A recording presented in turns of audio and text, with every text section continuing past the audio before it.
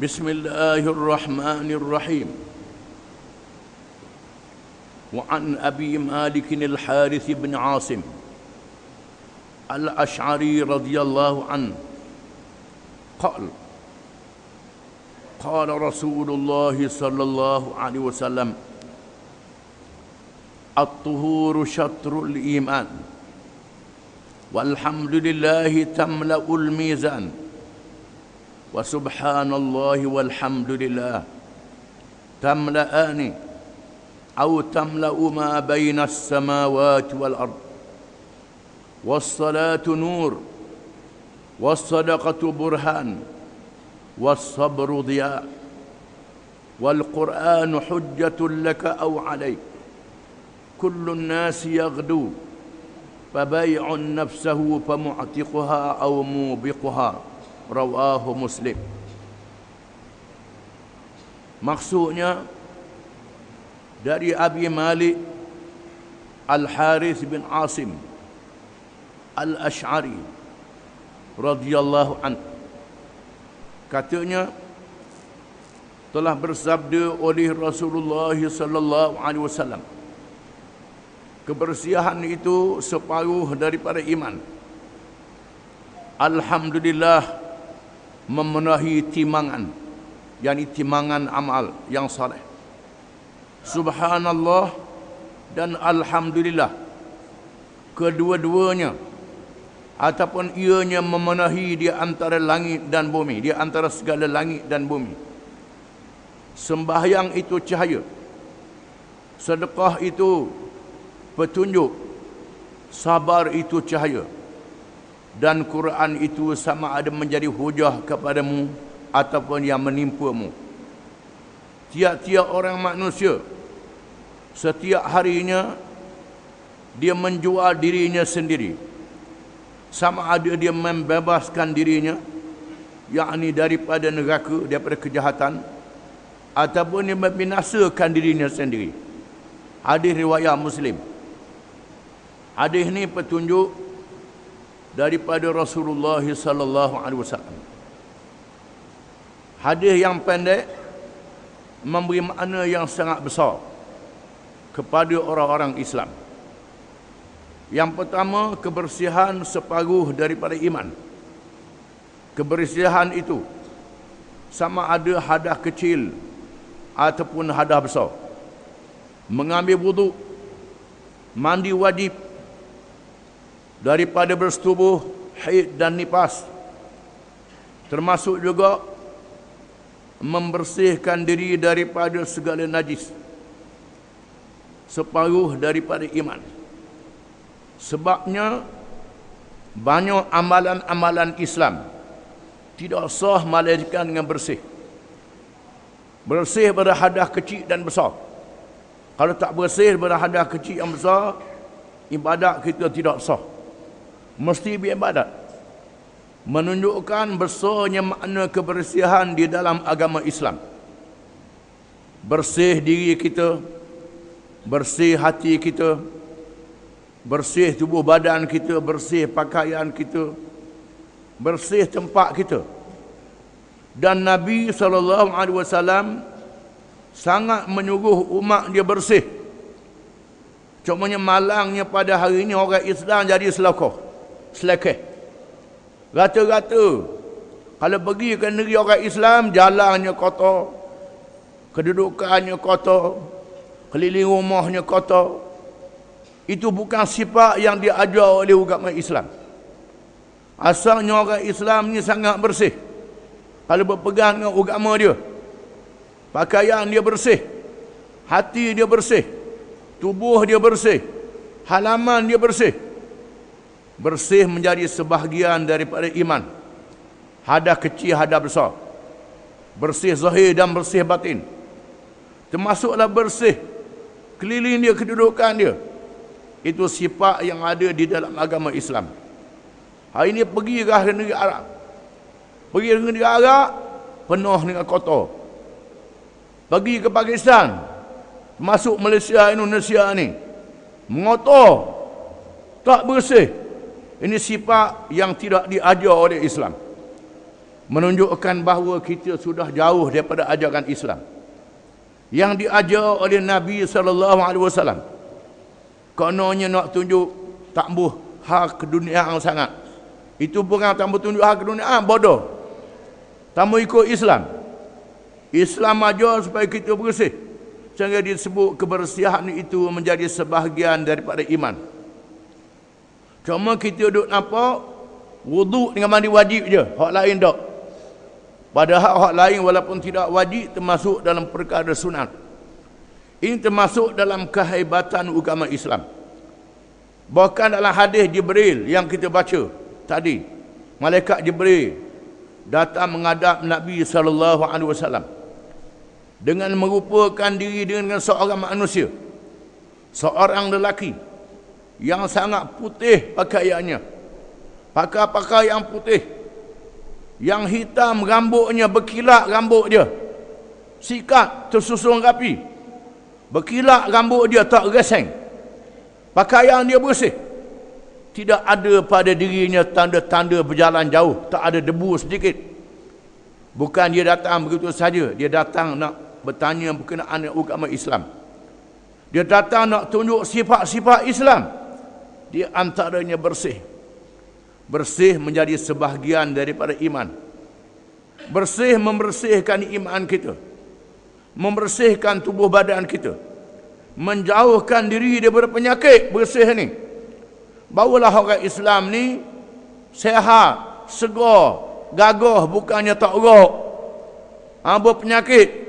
Orang Islam mesti menjadi umat yang kuat, umat yang gagah. Dan sembahyang itu cahaya. Sembahyang adalah cahaya, terutamanya cahaya pada hari kiamat kelak, yang disebut dalam Quran, yauma taral mu'minina wal mu'minat yas'a nuruhum baina aydihim. Pada hari engkau melihat orang-orang yang beriman lelaki dan orang-orang yang beriman perempuan berjalan bersama dengan cahaya yang ada di hadapan mereka. Disebut pada hari kiamat. Pada hari kiamat, orang-orang yang beriman berjalan dengan cahaya masing-masing. Yang beriman lelaki dan perempuan. Nak tupang cahaya orang tak boleh dah dari kiamat kelak. Atas dunia ni, kalau kita pergi candak, lapu kita padang, gepek kat mutu orang, bolehlah. Di hari kiamat tak boleh lagi. Begitu juga kereta kita lapu padang, ikut orang, ikut belakang, tak apa. Hari kiamat tak boleh. Masing-masing dengan cahaya masing-masing. Di antara yang memberi cahaya kepada orang-orang beriman pada hari kiamat ialah semayang. Semayang mendatangkan cahaya. Di antaranya semayang juga menunjukkan cahaya benar dan salah dalam kehidupan dunia. Dengan syarat seorang itu semayang dengan ikhlas, dengan khusyuk, dengan sungguh-sungguh. Tuhan akan tunjukkan dia jalan yang benar. Walaupun hari ini dia jahat, hari ini dia sesat, dia tak betul, tapi semayang dia tak tinggal, dia ikhlas. Di hujung akhir hayat dia, Tuhan beri petunjuk pada dia. Semayang bukan saja tiang agama, menjadi cahaya petunjuk. Oleh kerana itulah Nabi kita Muhammad sallallahu alaihi wasallam tak meninggalkan semayang yang wajib. Itu mesti semayang sunat. Kalau ada apa-apa masalah, Nabi semayang. Alhamdulillah, memenuhi timbangan amal pada hari kiamat kelak. Alhamdulillah. Sebut Alhamdulillah. Segala puji bagi Allah. Kalau orang tu semayang dengan sendiri dia baca Fatihah, ada Alhamdulillah. Ataupun dia syukur di atas sesuatu nikmat, dia sebut Alhamdulillah.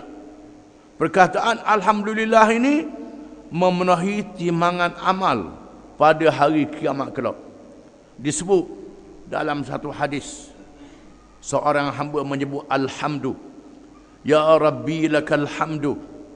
Wahai Tuhan, lakal hamdu, bagimu kepujian. Kama yanbaghi li jalali wajhika wa azim sultani. Kepujian sebagaimana yang segia bagi kebesaran dan kekuasaanmu, wahai Tuhan. Lalu malaikat yang menulis amal tak tahu nak tulis pahala banyak mana. Lalu malaikat naik ke langit menghadap Allah Ta'ala dan bertanya pada Allah Ta'ala, wahai Tuhan, hamba-Mu telah menyebut satu perkataan. Aku tak tahu nak tulis banyak mana pahala. Lalu Tuhan tanya malaikat, hamba-Ku sebut apa? Padahal Tuhan tahu. Malaikat tak beritahu pun Tuhan tahu. Tuhan tanya menandakan kasih kepada hamba-Nya. Kasih pada malaikatnya, hamba-Nya yang sangat taat. Hamba-Ku kata apa? Malaikat kata, hamba-Mu kata alhamdulillah. Segala puji bagi-Mu wahai Tuhan. Lalu Tuhan kata, tulis apa yang disebut oleh hamba-Ku. Akulah yang akan beri pahala kepadanya pada hari kiamat kelak. Menunjukkan perkataan alhamdulillah, segala puji bagi Allah, satu perkataan yang besar fadilatnya. Wa subhanallah walhamdulillah, subhanallah maha suci Allah, dan alhamdulillah memenuhi di antara langit dan bumi. Antara segala langit dan bumi, kelebihannya memenuhi segala langit dan bumi. Di sinilah kelebihan kita menjadi orang Islam, menjadi orang yang beriman. Amal soleh yang kita buat diberi pahala yang berlipat kali ganda. Kalau orang tu tak beriman, sebut alhamdulillah pada dia apa, main-main saja. Main-main saja. Kalau orang tu beriman, dia percaya, sebut subhanallah alhamdulillah pun diberi pahala yang sangat besar. Maka kita kena jaga iman kita sungguh-sungguh. Dan sabar itu juga merupakan cahaya. Dia dengan makna cahaya. Nur makna cahaya juga. Dia dengan makna cahaya juga. Cahaya yang menerangi perjalanan hidup kita. Kalau kita sabar, lama kelamaan kita akan tahu mana yang benar, mana yang salah. Kalau tak sabar, jadi gelabah, jawab dia gelap. Gelap saja boleh tahan, jadi sesak pula kerana tak sabar. Maka kita disuruh bersabar dalam menghadapi segala ujian, menghadapi cobaan, penyakit yang menimpa kita, kesusahan yang menimpa diri kita, menimpa keluarga kita, anak isteri kita dan seumpamanya. Kita kena sabar. Tujuan Tuhan suruh kita sabar, Tuhan nak beri pahala banyak pada kita. Kalau buat jadi selalu, tak ada sabarlah. Di sinilah kelebihan manusia lebih daripada malaikat. Tuhan jadikan manusia ni diuji di atas muka bumi ni, dalam kehidupan dunia. Tidak seorang mana diuji oleh malaikat. Dengan sebab itu, orang yang beriman, nabi-nabi dan rasul-rasul mengatasi kelebihan malaikat-malaikat di langit. Sebabnya sifat sabar yang ada pada diri mereka, yang tak ada pada makhluk yang lain. Kita minta doa, tak jadi apa. Minta doa dah tak jadi apa juga. Tuhan mesti beri kepada kita. Mesti beri, walaupun tak jadi apa. Dia tambah beri lagi learning, dia beri akan datang. Dia beri pada hari akhirat, berlipat kali ganda. Kalau tak dia beri benda yang kita minta di dunia, dia beri kelebihan sabar. Dengan sebab itu kita kena sabar. Dan Quran itu, Quran yang kita baca, Quran yang kita dengar, sama ada menjadi hujah kepada kita. Hujah yang menunjukkan kita ke jalan yang betul, jalan yang benar, jalan yang adil, jalan yang baik, sekiranya kita ikut Al-Quranul Karim. Ataupun kena atas kepala kita, sekiranya kita lawan Al-Quranul Karim. Baca Quran, dengar ayat Quran, tapi baca saja, tak ikut petunjuk. Jaga kena atas kepala. Ada orang baca Quran, kena bala atas dia, kerana dia tidak ikut petunjuk Quran. Baca saja bermakna buat main-main dengan Quran, main-main dengan petunjuk Quran. Baca 30 juzuk, ulang lagi, tapi hukum dia tak pakai. Petunjuk yang ada dalam Quran tak pakai. Dia pakai hukum lain, pakai petunjuk yang lain. Sama ada dalam perkara akidah ataupun perkara hukum syariat, perkara akhlak. Cerita-cerita yang ada dalam Quran semuanya petunjuk.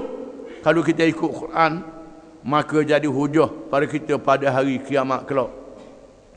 Hujah pada kita di atas dunia ni. Atas dunia jadi hujah pada kita. Kalau kita pegang dengan Quran sungguh, tak lari pada Quran, orang kafir tak berani lawan. Mari kita bincang. Mari kita berdebat. Mari kita bermuzakarah. Mari kita tengok buka Quran. Tengok macam mana Quran kata. Kalau kita pegang dengan Quran sungguh, selamat. Kalau Quran kata kita salah, kita bertaubat. Balik kepada jalan. Kalau Quran kata kita betul, pertahankan yang betul itu. Sayyidina Umar bin Khattab radhiyallahu anhu menyampaikan ucapan dalam masjid berkenaan dengan hak orang perempuan. Lalu seorang perempuan baca ayat Quran, wahai Amirul Mukminin, apa yang Amirul Mukminin baca tersebut itu tak betul. Kerana firman Allah Taala dalam Quran mengatakan demikian. Lalu Sayyidina Umar naik semula di atas mimbar. Setelah dia berucap, dia turun, orang puang sekat tengah jalan. Orang puang tu betul. Dia naik semula atas mimbar. Sayyidina Umar kata, asabatil mar'ah wa akhta'a Umar. Perempuan tu betul, Umar salah, kata Sayyidina Umar. Ini dia yang berpegang dengan Quran. Kalau orang tu dia tak mengikut Quran, dia degil lah. Dia degil macam orientalis. Orientalis ni ialah orang-orang bukan Islam yang mengkaji Islam.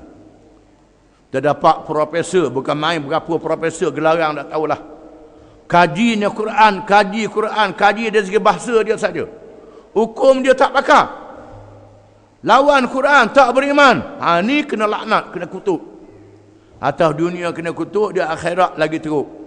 Menyesakkan orang pula. Ilmu ada, tak ikut Quran. Itu punah kat noh. Quran itu sama ada jadi hujah bagi kita kalau kita pegang dengan Quran. Ataupun tipu atas kepala kita jadi bala. Kalau lawan Quran, celaka di dunia dan celaka di hari akhirat. Quran kata orang curi kena kerak tangan. Dia kata tak boleh. Tak boleh pakar dah undang-undang kerak tangan ni, pakar undang-undang lah jaga kena atas kepala. Kena atas kepala. Baca-baca bukan main, sedaknya berlagu baca Quran tu. Tulis pula lawanya tulisan tu, tapi tak ikut hukum dia. Selagi tulisan tu ada, dia tak ikut hukum dia, maka celaka atas dia. Celaka atas dia. Kita kena ikut Quran. Apa yang boleh kita buat, kita buat. Apa yang tak boleh buat, kita usaha supaya biar boleh buat. Jangan benda tak boleh buat, kita kata tak buat jalan. Itu tak boleh. Contohnya, Quran mengatakan walillahi 'alan nasi hajjul baiti man yastata'a ilaihi sabila. Dan sabit bagi Allah mewajibkan ke atas manusia mengerjakan haji kepada orang-orang yang mampu menunaikannya. Quran kata wajib orang yang mampu mengerjakan haji. Tiba-tiba dia tak ada pitih. Niat nak pergi ke Mekah. Bukan main rindu nak pergi ke Mekah. Pitih tak ada. Usaha siapa mati, orang ni selamat. Ada orang tu dia tak ada pitih. Dia kata haji tak wajib, jaga jadi kafir. Jadi kafir. Dia tak ada pitih. Haji tak wajib dia kata. Tak wajib haji ni pergi pun dia Mekah rasa gigilah. Jaga jadi kafir. Begitu juga Tuhan kata orang curi kena kat tangan, dia tak ada kuasa. Kuasa tak ada pada dia.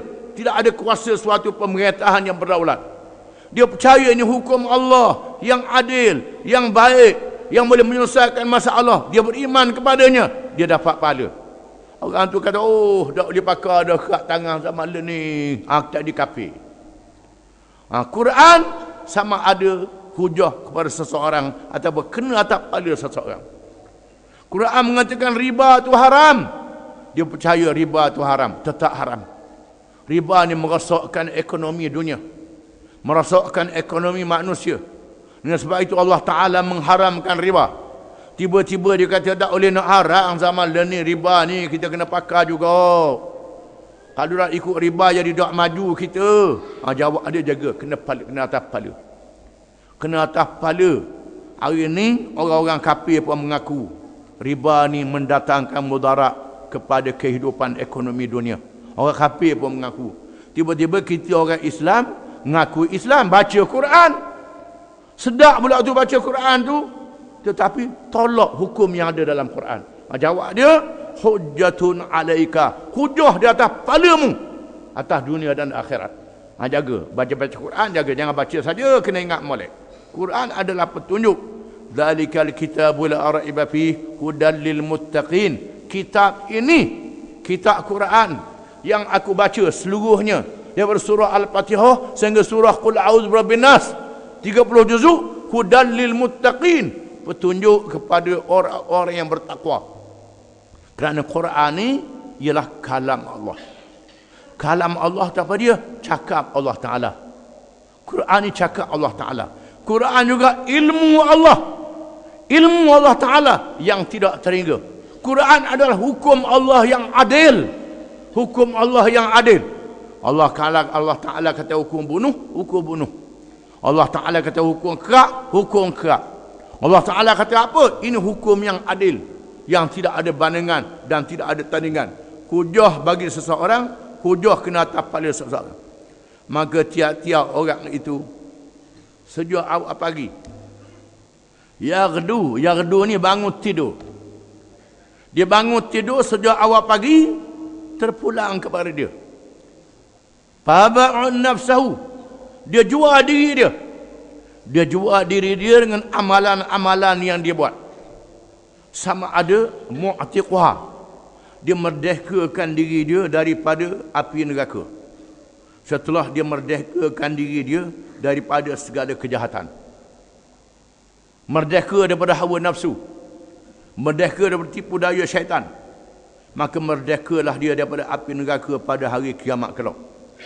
Ataupun dia membinasakan diri dia sendiri.